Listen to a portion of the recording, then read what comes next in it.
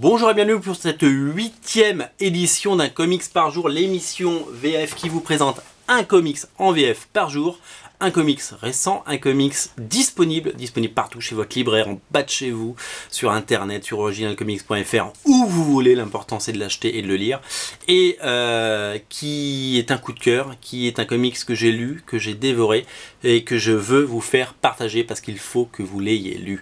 Aujourd'hui, on va parler d'un titre DC Comics qui s'appelle Superman, Identité secrète. Alors, qu'est-ce que c'est que ce titre ? Ah là là là là. Alors, c'est un titre scénarisé par Kurt Busiek. Kurt Busiek est un scénariste qu'on voit un petit peu moins maintenant. Je ne sais pas trop ce qu'il fait de ses journées.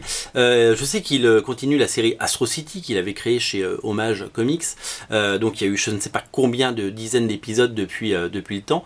D'ailleurs, ça pourrait être édité chez Urban, que ça ne nous dérangerait pas cette histoire. Kurt Busiek, il a longtemps scénarisé les Avengers. Il a créé les Thunderbolts. Il a fait le crossover incroyable dans les années 90 qui opposait les Avengers et la JLA. Donc depuis, il n'y en a pas eu d'autres parce qu'ils ont arrêté de se rencontrer, en tout cas dans les comics, ces personnages des deux maisons différentes. Et Kurt Busiek, c'est quelqu'un qui a beaucoup compté. Il a fait du Superman, il a fait beaucoup de choses. Connu pour son talent d'écriture absolument génial, pour sa passion pour les comics et son amour et son respect des icônes et des personnages. Au dessin, c'est Stuart Immonen, on ne le présente plus, Stuart Immonen. Stuart Immonen est un caméléon, il est capable de tout dessiner, il a fait des comics indépendants, noir et blanc, il a fait du mainstream, c'est-à-dire du comics très grand public, mais toujours de qualité. Il a dessiné la série Next Wave avec Warren Ellis, il a dessiné Ultimate Spider-Man, il a dessiné les Ultimate Fantastic Four, il a dessiné récemment, il est en train de faire, il a fait le crossover Fear Itself il y a quelques années, il a fait Amazing Spider-Man, il a fait les New Avengers, il a fait la série Impress chez Mark Millar dans la série Millar World, et c'est vraiment un dessinateur vraiment, alors ça c'est un peu son ancien style. Il avait fait une série qui s'appelait Superstar aussi, qu'on a publié chez Glénat Comics, je ne sais pas si vous vous souvenez, ça c'était un peu son style d'avant, un petit peu photoréaliste, mais en fait comme c'est un dessinateur caméléon, il est vraiment capable, si vous voulez, de proposer des choses vraiment différentes et nouvelles à chaque fois. Alors Superman, Identité secrète, on pourrait appeler ça un Elseworld, c'est-à-dire que ce n'est pas un comics qui se passe dans la continuité que vous connaissez de Superman, c'est-à-dire les épisodes que vous lisez en ce moment, soit en kiosque, soit en album, mais non, parce qu'il n'est plus en kiosque, donc en album. On n'est pas du tout sur la continuité, comme je vous le dis, actuelle. Ça pourrait se passer à n'importe quelle époque, c'est un récit intemporel et qu'on peut lire à tout moment. Et c'est un petit peu ça sa force d'ailleurs. L'histoire elle est géniale, le pitch est absolument génial. C'est un gamin qui habite à la campagne, il s'appelle Clark Kent quoi. Et donc en fait ça se passe dans le monde réel. Dans le monde réel, Clark Kent c'est un personnage de comics, c'est un personnage de film, et c'est l'identité secrète de Superman. Et donc du coup à l'école il se fait chambrer, à l'école il se fait moquer, et à l'école il se fait un petit peu chahuter pour toutes ces raisons. Et donc il lit lui-même, il lit les épisodes de Superman, mais il ne s'identifie pas du tout si vous voulez au personnage, et il voudrait un petit peu qu'on lui foute la paix parce que il n'est pas ce Clark Kent et il a envie de vivre sa propre vie. Mais un jour il va se passer un truc, c'est que il va se découvrir des pouvoirs en fait. Et donc la réalité va complètement rattraper la fiction, et donc il va devoir apprendre à maîtriser ses pouvoirs, et puis il va devoir un petit peu apprendre à exister en tant que Superman, qui n'était qu'un héros de papier et qui pour lui était plutôt un poids, parce que il n'était pas Superman au début de l'histoire, je vous rappelle.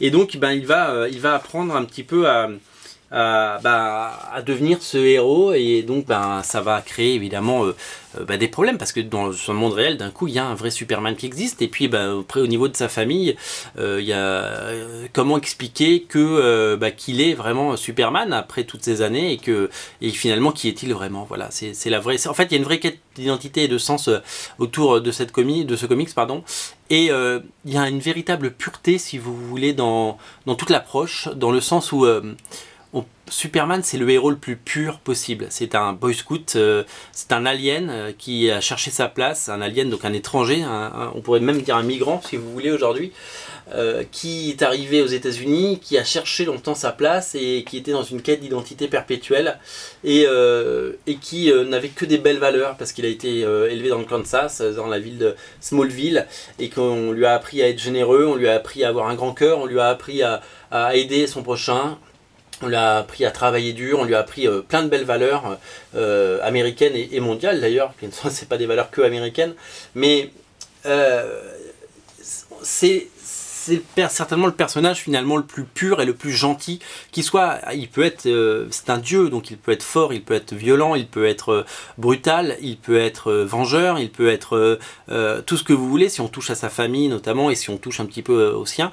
Et on oublie que c'est un personnage sensible derrière et que c'est un personnage qui aime, c'est un personnage qui vit et qui aime ses parents, qui veut les protéger, qui aime voilà, des femmes aussi, etc., etc. Et le récit de Busiek, il est beau, il est beau parce qu'on retrouve l'essence même, si vous voulez, de ce Superman complètement complètement pur et complètement génial, surtout quand c'est vu à travers les yeux de quelqu'un qui était fan de lui, mais qui n'était pas lui et qui va le devenir. Donc c'est assez ambigu comme situation et c'est assez compliqué à expliquer, mais voilà, on est sur une véritable quête de soi.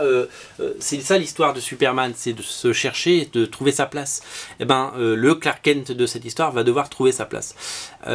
J'ajoute que donc Stuart Timonen fait un travail absolument magnifique graphiquement. Je peux continuer à vous montrer des pages. Déjà, rien que la couverture c'est magnifique parce que non seulement c'est une invitation à un récit qui compte et qui va et vraiment qui est une belle histoire de Superman, mais en plus accompagné des dessins de Stuart Timonen et vraiment de la pureté de son trait, de la beauté si vous voulez de son univers graphique.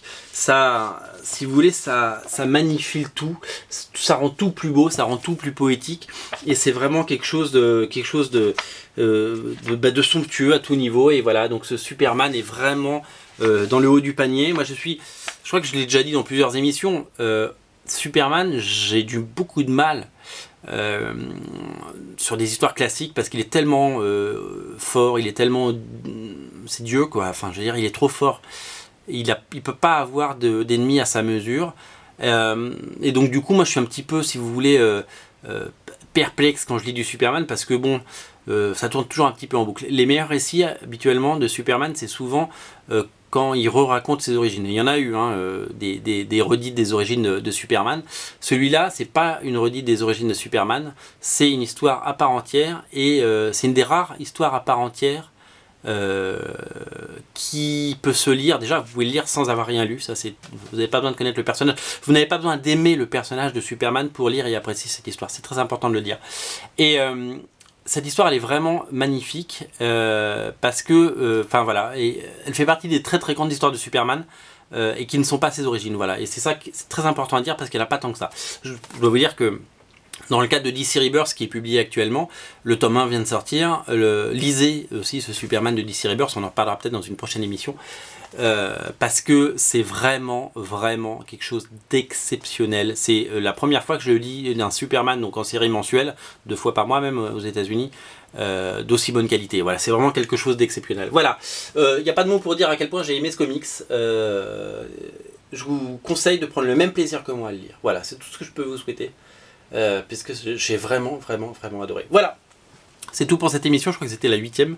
J'ai un peu parlé longtemps, mais en tout cas ça vaut le coup. Lisez-le, celui-là il est chouette. Salut.